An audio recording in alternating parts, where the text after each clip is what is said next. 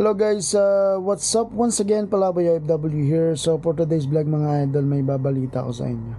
Kung ikaw ay papunta sa Kuwait o nagbabalak kang maging OFW sa Kuwait or nandito ka na sa Kuwait, may good news ako. Kung ikaw ay mahilig manood ng sine, para sa mga hindi nakakaalam ng mga baguhan dito sa Kuwait or papunta ka pa lang dito is, alam nyo ba na every Monday dito sa Kuwait ang sine nila is 50%.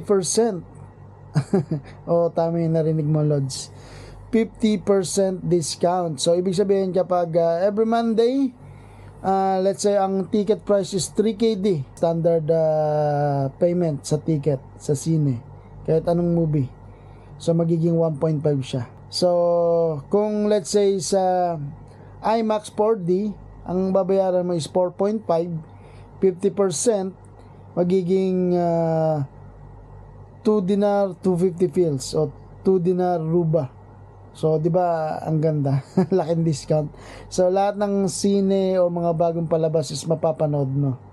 Ang disadvantage lang is hindi lahat ng ipinalalabas sa Hollywood is mapapanood dito kasi siyempre Muslim country ito. Sinasala nila kung palabas is family oriented, okay yan. Pero kung may mga halong, alam nyo na, mga restricted scene na mga eksena, dinidelete nila yan, tinatanggal, sinasala nila. Pero kahit pa paano is 50% yan, sulit yan kung ikaw ay mahilig manood ng sine. So di ba ang galing? Dapat ayun yung mga nalalaman nyo dito sa abroad, lalo na dito sa Kuwait or sa Middle East. Yung mga good news, hindi yung puro bad news na lang, kasi mga napapanood natin sa balita is puro, alam mo yun, puro bad news, giyera, maltrato, ano yung mga insidente lang yun na nangyayari.